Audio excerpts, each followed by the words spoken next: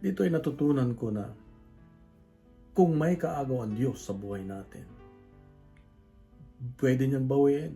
Kunwari, yung trabaho mo, yung boyfriend mo, yung girlfriend mo, o yung mga bagay na naietsyapwera ang Diyos.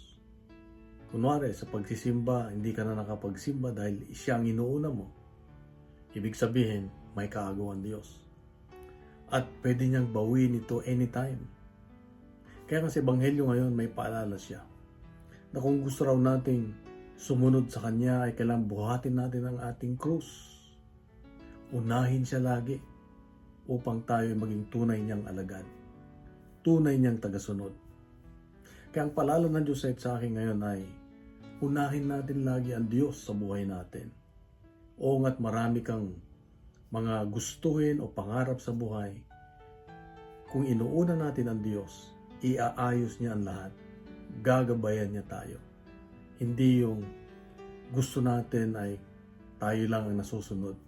Mas maganda yung paggabay tayo ng Diyos. Dahil makikita natin na ang buhay natin ay nasa magandang patutunguhan at meron kang kapayapaan lagi. Meron ka bang siguro mga pagsubok, mga problema, pero nandyan ang Diyos lagi na umaagapay at nagliligtas sa iyo. Ito ang aking karanasan.